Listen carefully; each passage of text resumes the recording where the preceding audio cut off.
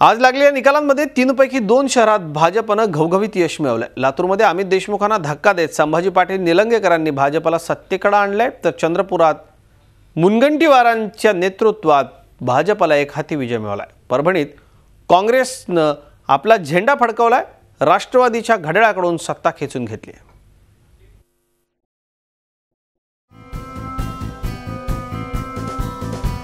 लातूर महानगरपालिका Bhajap zero to hero.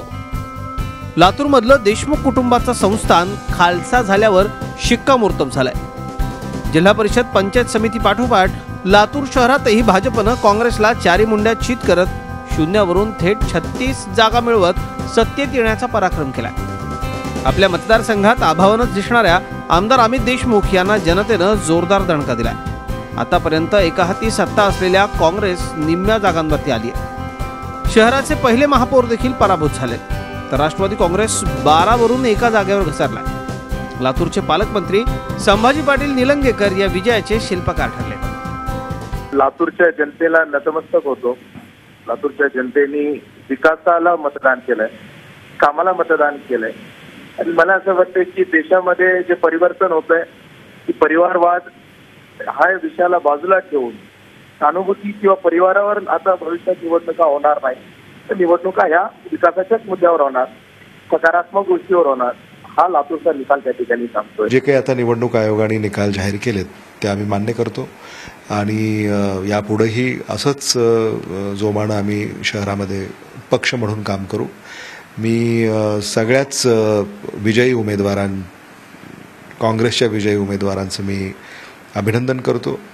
ज्या उमेदवारांना यश संपादन करता आलं नाही त्यांनाही ते चांगले लढले, त्याबद्दल निश्चित त्यांचं अभिनंदन करतो।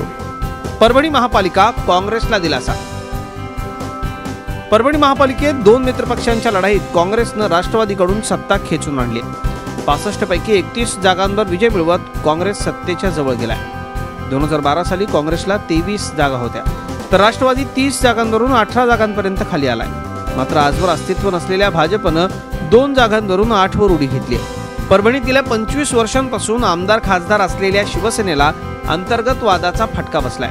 आधीच्या 8 जागाही त्यांना टिकवता आल्या नाहीत। शिवसेनेला 6 जागांवर समाधान मानावं लागलंय। पक्षाचे पदाधिकारी, सामान्य कार्यकर्ता यांनी खूप मेहनत घेऊन या विजयासाठी प्रयत्न केले आणि त्यामुळे आमच्या विश्वास ठेवला, जनतेने आमच्या म्हणण्याला विश्वास ठेवला आणि त्या जनतेचा विश्वास ठेवून आम्हाला जनतेने सुद्धा खूप मोठी आम्हाला त्या ठिकाणी मदत केली, बहुमत आणण्यासाठी मदत केली। बहुमताजवळ आम्ही याला आणून ठेवलेलं आहे आणि त्यांच्यामुळे जनतेचे आभार, नेत्यांचे आभार, सर्व कार्यकर्त्यांचे आभार। चंद्रपूर महापालिका ॲडव्हान्टेज मुनगंटीवार। चंद्रपूर महापालिकेत 2.5 वर्षांपूर्वी फोडाफोडी करून सत्तेत आलेल्या भाजपनं आता शहराच्या नाड्या आपल्याकडे घेतल्या आहेत। भाजपनं 18 वरून 36 वर उडी मारून एक हाती सत्ता मिळवली आहे। केंद्रात हंसराज अहिर आणि राज्यात सुधीर मुनगंटीवार असे 2 मंत्री असल्याचा फायदा भाजपला झालाय।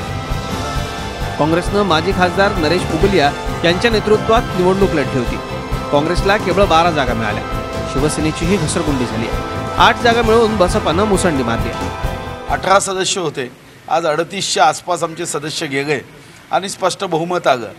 मी आपल्या माध्यमातून जनतेला आश्वस्त करतो, कोणालाही पश्चात्ताप होणार नाही की त्यांनी भारतीय जनता पार्टीला मतदान केल्याचं, असं आम्हाला वागायचं आहे आणि या दृष्टीने मला वाटतं की आम्ही याच पद्धतीने वागणार आहोत आणि विजयाचा श्रेय हे जनतेला मी देतो। गेल्या महिन्यात झालेल्या राज्यभरातल्या महापालिकांमध्ये दिसलेला ट्रेंड कायम असल्याचं लातूर, परभणी आणि चंद्रपुरात दिसले। 2 ठिकाणी भाजपनं सत्ता आणली आहे, तर एकही बडा नेता नसताना परभणीत भाजपच्या जागा चौपट वाढल्या।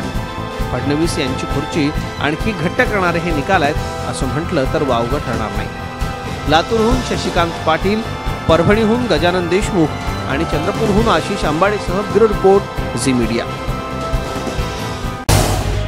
झी 24 तास रहा एक पाऊल पुढे।